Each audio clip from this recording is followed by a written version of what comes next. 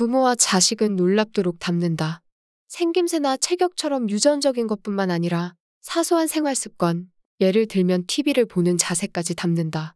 화를 내는 지점도 세상을 보는 태도도 비슷해지기 쉽다.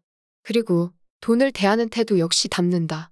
스스로 판단을 내리기 전에 부모에서 자식으로 전달되는 것이다. 어떤 사람들은 자신만의 판단 기준을 찾아 나가기도 하지만 많은 이들은 평생 그 굴레를 벗어나지 못한다. 상당수의 부모가 돈을 대하는 태도는 어떻게로 요약할 수 있다. 어린아이들이 난관에 봉착했을 때 주저앉으면서 난 몰라 하는 것과 비슷하다. 부모가 특별히 주의를 기울이지 않는 한 아이들도 밥상머리에서 부모의 돈 걱정을 듣는다. 돈 걱정하는 훈련을 받는 것이다. 어쩌면 돈에 대한 짜증이라고 불러야 할지도 모르겠다. 바로 이 돈에 대한 짜증 유전자는 자식에게 그대로 물려진다. 여러분도 어렸을 때 부모님이 돈과 관련해서 어떡하지? 라고 말하는 것을 들어본 적이 있을 것이다. 이런 일은 생각보다 빈번하게 일어난다.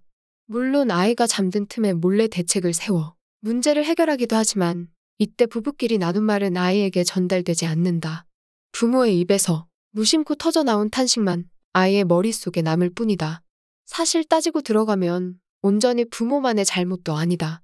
부모 역시 당신들의 부모에게서 돈 걱정을 물려받은 것이기 때문이다.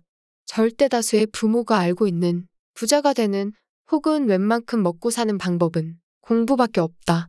부모 세대는 공부에 한이 맺혀 소 팔고 논 팔아서 자식들 공부 뒷바라지를 했다고들 한다. 그러나 엄밀하게 말하면 공부에 대한 한은 아니다. 배움이 짧아서 요 모양 요 꼴로 산다. 내 아이만큼은 나처럼 살게 하지 않겠다라는 것이 좀 더 정확한 표현이다. 정말 배움 그 자체에 한이 맺혔다면 학자가 되기를 바라야 하는데 적어도 내 주위에 그런 부모를 가진 사람은 없었다. 결국 내 자식은 부자로 살았으면 좋겠다는 뜻인데 표현이 서툴렀을 뿐이다. 하지만 이들은 공부 잘해서 부자가 될 가능성이 굉장히 낮다는 것을 몰랐다. 대학만 가면 될 줄 알았지만 월급 모아서 부를 이룰 수 있는 학과에 가는 사람은 극히 일부다. 내 짐작이 맞다면 여러분 역시 월급만 모아도 부자가 되는 직장에 다니진 않을 것이다.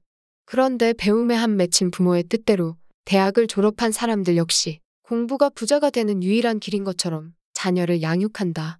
참 희한한 일이다. 최소한 중간은 가야 나고자가 되지 않는다는 믿음도 존재하는 것 같다. 언제나 배움은 좋은 것이지만 공부 이꼬르 부자라는 등식은 성립되지 않는다. 그럼에도 여전히 공부 이외에는 부자가 되는 방법을 모른다. 이렇게 돈 걱정은 아버지에서 아들로 그 아들의 아들로 이어져 내려오고 있다. 여러분은 초등학생 때부터 셀 수 없을 만큼 많은 문제를 풀었다. 교과서와 참고서에 나오는 문제를 풀었고 중간고사와 기말고사도 치렀다. 이렇게 훈련을 많이 했으니 문제 해결 능력이 최상이어야 하는데 그 능력은 문제집만 벗어나면 맥을 못 춘다. 돈 버는 방법에 있어서도 마찬가지다. 공부라는 공식으로 가난을 극복하고 부자가 되는 문제를 해결하지 못했다면 새로운 공식을 도입해야 한다. 2차 방정식을 푸는 공식으로는 3차 방정식을 풀 수 없다. 대를 이어 풀어도 안 되는 건 안 된다. 여러분이 부모님에게서 배운 부자가 되는 공식은 공부와 근검절약이다. 그러나 공부라는 공식은 이미 고등학교 때 시효가 만료되었고 근검절약만으로도 돈을 불릴 수 있던 시대는 지난 지 오래다. 그렇다면 돈 걱정을 그냥 숙명처럼 받아들여야 하는 것일까? 여러분은 두 가지 보기 중 하나를 선택할 수 있다. 돈 걱정을 다시 자녀에게 물려주거나 아니면 새로운 공식을 자신의 인생에 도입하거나.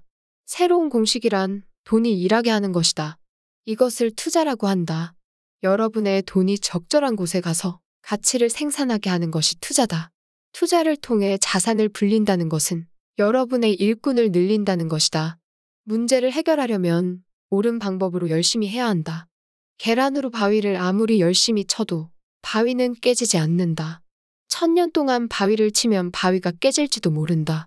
하지만 인간의 수명은 그리 길지 않고 60세만 되어도 힘이 없어서 더 이상 열심히 바위를 치지 못한다. 이미 안 된다는 걸 알고 있으므로 열심히 하는 것도 잘 안 되고 금방 지친다.